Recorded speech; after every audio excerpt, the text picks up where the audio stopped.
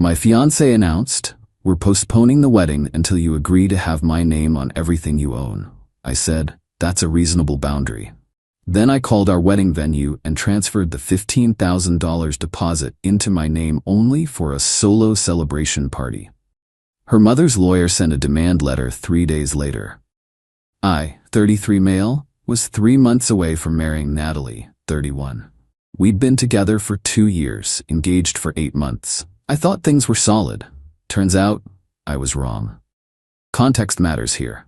I own my house outright, bought it 6 years ago for $285K, paid it off last year. I have a 15% stake in my family's logistics company. My dad started it, my brother and I run operations now, worth roughly $900K on paper. My car's paid off. Retirement accounts are healthy, not rich, but comfortable.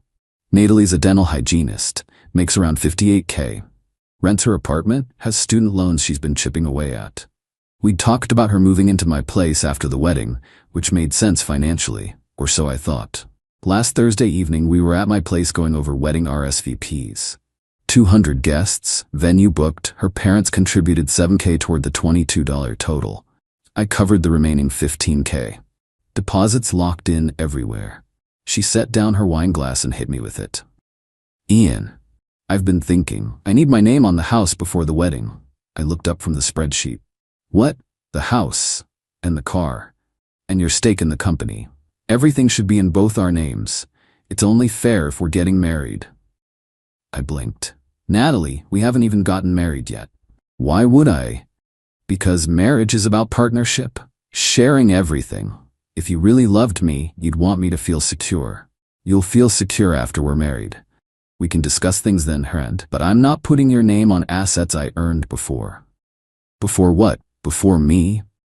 So I'm just supposed to move into your house, drive around in your car, live off your money with no legal protection?" "You'd have legal protection. It's called marriage. Community property laws, not good enough, Ian." Her voice went cold. "I won't be some second-class citizen in my own marriage. Either you put my name on everything or we're postponing the wedding until you see reason." I stared at her.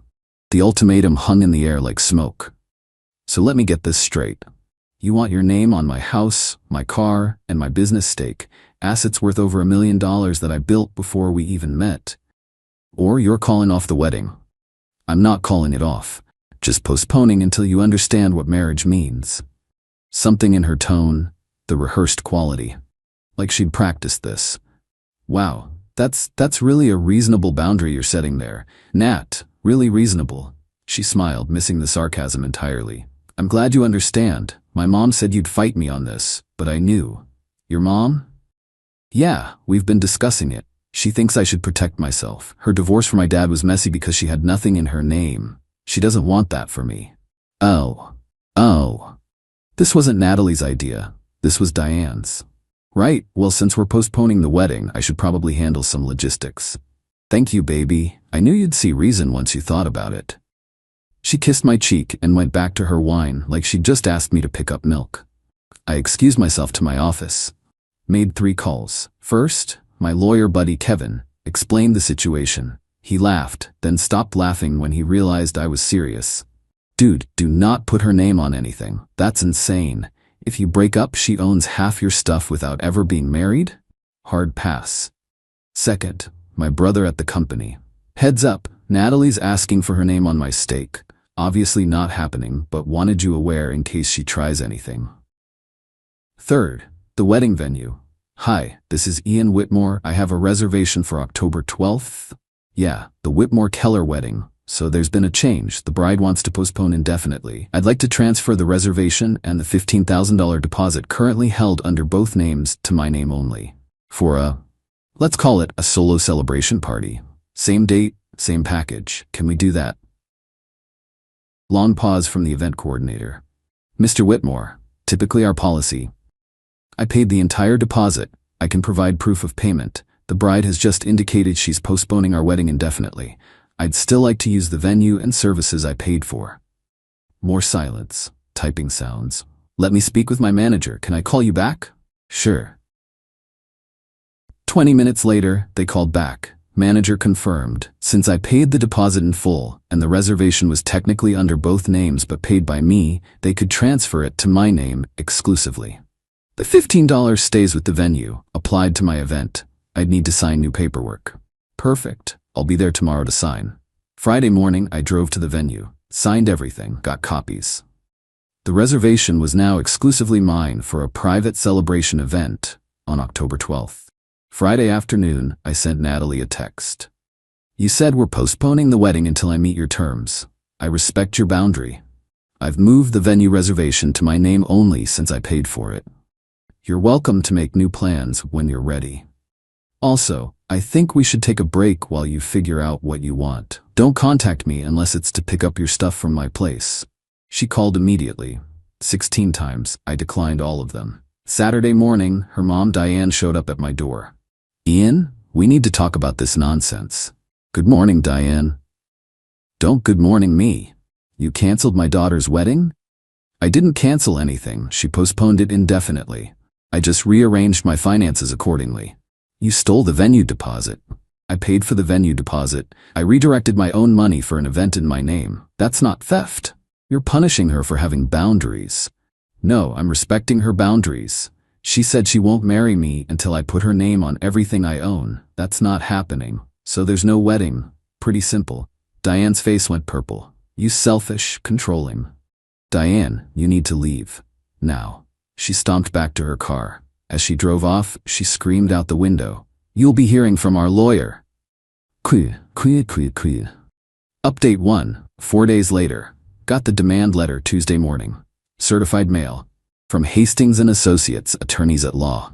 The letter was incredible. 3 pages of legal word salad demanding 1. Immediate return of the $15,000 venue deposit to the engaged couple. 50-50 split. 2. $7,000 reimbursement to Natalie's parents for their contribution to a wedding that will not occur due to Mr. Whitmore's unilateral decision. 3. Compensation for emotional distress in the amount of $5,000. 4. A formal apology. Total demand, $17,500 plus an apology. I called Kevin. Dude, you gotta see this. Sent him a photo. He called back 2 minutes later, laughing his head off. This is the most garbage demand letter I've ever seen. They have zero standing. You paid the deposit, she broke off the engagement with her ultimatum. Her parents' contribution was a gift. An emotional distress? Please, I'll draft a response. Kevin's response was beautiful. Mr. Whitmore paid the venue deposit in full using his personal funds. He possesses documentation proving the same. Ms. Keller announced an indefinite postponement of the wedding contingent upon Mr. Whitmore transferring ownership of significant premarital assets to her name, a demand he declined. As such, there is no wedding to plan. Mr. Whitmore has chosen to utilize the venue services he purchased. Ms. Keller's parents' financial contribution was a gift, legally irrevocable. Your claim of emotional distress is frivolous. No funds will be remitted. Further baseless demands will be met with a harassment claim. Regards, Kevin Patterson, attorney. Sent it certified mail Wednesday. Then the real game started. Natalie's sister Brooke called Thursday morning. Ian, what is wrong with you? Natalie's devastated. Hi, Brooke. Don't hi, Brooke me. You're throwing away 2 years over money. I'm not throwing away anything. Your sister demanded I put her name on assets worth over $1 million before we're even married, or she'd postpone the wedding. I said no. That's it.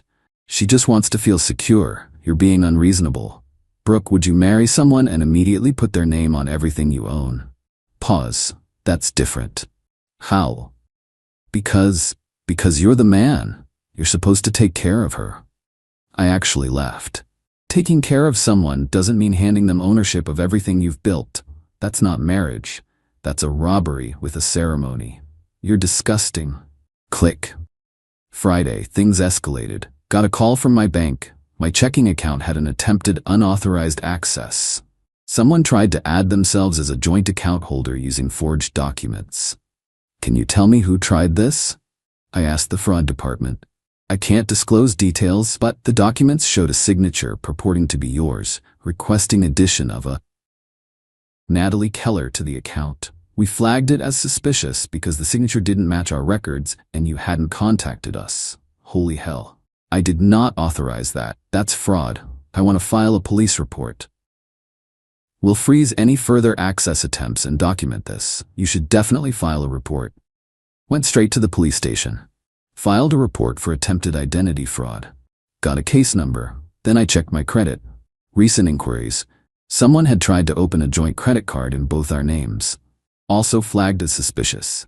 Also not me. Called Kevin. She's trying to forge joint accounts. That's identity fraud. Document everything. This actually helps you if they push the legal thing further. Shows her intent to access your finances without permission. Saturday, Natalie showed up. First time I'd seen her since the ultimatum. She looked rough. Good. Ian, please, can we talk? No, just 5 minutes. Against my better judgment. Fine, 5 minutes. You can't come inside. We stood on my porch. I'm sorry, she started. I shouldn't have given you an ultimatum. I was scared and my mom got in my head. Can we please just forget this and move forward? So you'll drop the demand for your name on everything? Well, I still think it's fair, but we can discuss it after the wedding. We don't have to do it before. Natalie, someone tried to add you to my bank account using forged documents. Someone tried to open a joint credit card in our names. Was that you? Her face went white. That wasn't, my mom thought. Your mom tried to commit identity fraud using my information? She was just trying to help, to show you how easy it would be to share things. By committing a crime? Are you insane? Don't call me insane. We're getting married. It shouldn't be fraud if we're engaged. Natalie, we're not engaged anymore. The wedding's off. Permanently. You tried to steal from me. I didn't steal anything. It's not stealing if. Get off my property. If you or your mother contact me again, I'm adding her to the police report for identity fraud. Leave. Ian, please, leave. She left sobbing. Didn't care.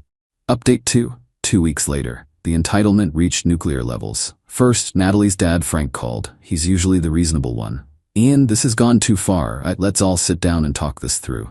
Frank, your wife committed identity fraud. Your daughter demanded ownership of my assets as a condition of marriage. There's nothing to discuss. Diane made a mistake. She's apologized. And Natalie, look, she's young. She got scared. Women need security. Women need security? Or con artists need assets? Long pause. That's harsh. Is it? Frank, be honest. Did you know about any of this? The demand, the forged documents? Longer pause. Diane mentioned helping Natalie feel more secure financially. Did she mention how? Did she tell you she was forging bank documents with my signature? Silence. Frank, I like you. You've always been decent to me. But your wife manipulated your daughter into trying to steal from me. And when I said no, she tried to commit fraud. I've filed a police report. If Diane contacts me again, I'm pressing charges. Tell her. Ian, I'm done. I'm sorry this happened. I really am, but I'm done. Hung up. The following week, I did something petty. Beautifully, satisfyingly petty.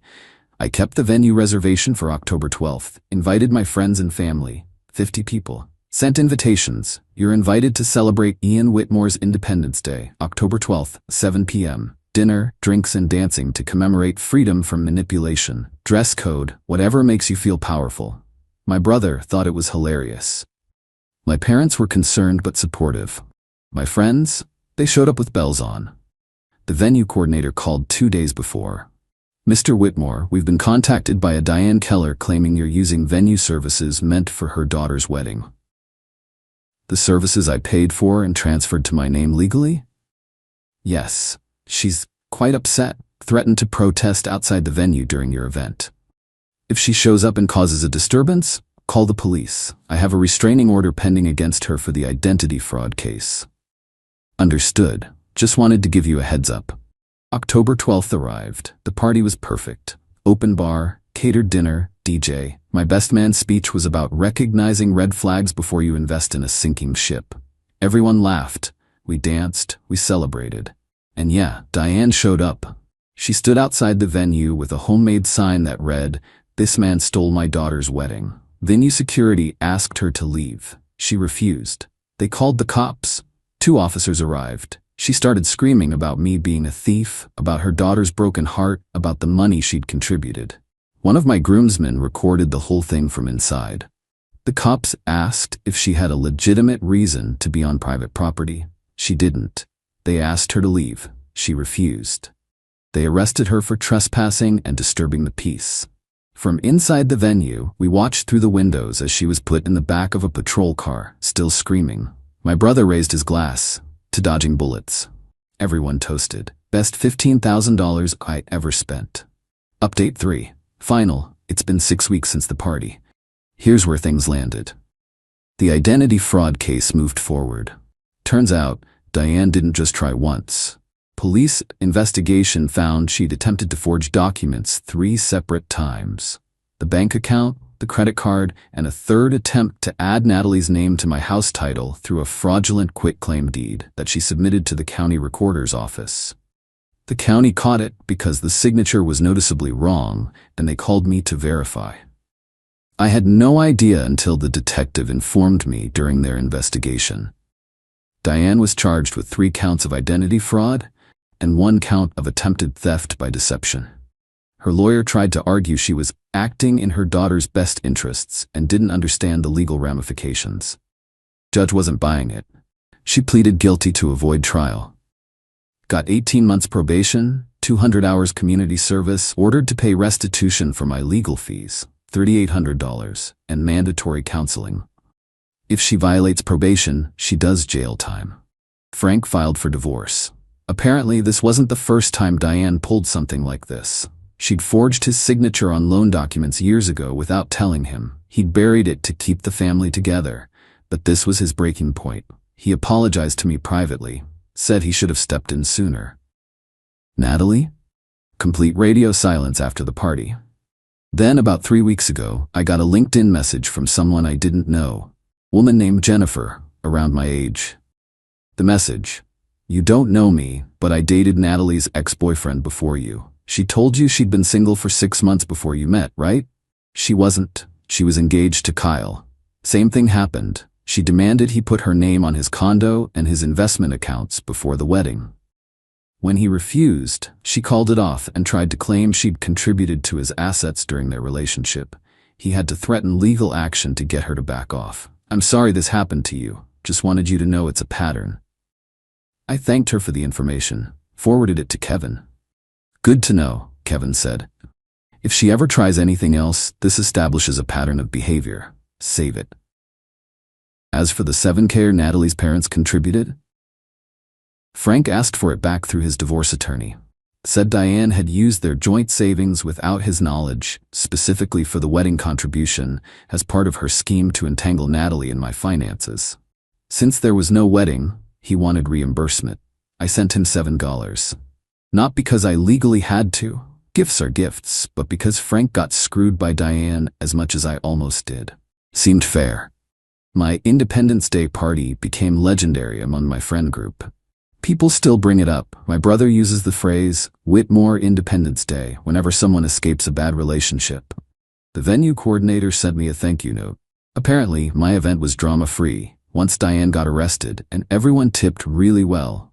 They said I was welcome back anytime. Sold my house last month, not because of Natalie. I'd been considering downsizing anyway. Bought a smaller place closer to work. Fresh start. Dating? Not yet. Trust issues are real. My therapist says I'm handling things well but need time to process the betrayal. She's right. The weirdest part? I don't regret any of it. Not the party, not the police report, not the financial boundaries I held. Could I have handled things differently? Maybe. Could I have just given in to keep the peace? Sure. But here's what I learned. When someone shows you they value your assets more than your partnership, believe them. When someone's willing to commit fraud to access your finances, you don't compromise with them. You protect yourself and run. The entitlement was staggering. Natalie genuinely believed that being engaged entitled her to ownership of everything I built before we even met. Diane genuinely believed that forging legal documents was acceptable if it benefited her daughter.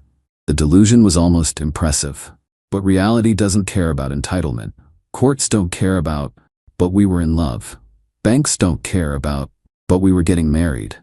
The law is the law, and fraud is fraud, regardless of motivation. I lost $15 in venue deposits. Technically, I got the party, so did I really lose it? Spent $3,800 on legal fees, got reimbursed, and lost 2 years with someone who turned out to be running a long con. But I kept my house, kept my business stake, kept my financial security, kept my dignity. Natalie kept nothing except a reputation as someone who demands her fiancé's assets before marriage. Diane kept a criminal record and a divorce. Frank kept his self-respect by finally standing up to his wife. The revenge wasn't elaborate, it was just boundaries. Hard, immovable boundaries enforced by law and common sense. Sometimes the best revenge is just refusing to be a victim. And throwing a really good party with the money they thought they were entitled to? That's just a bonus.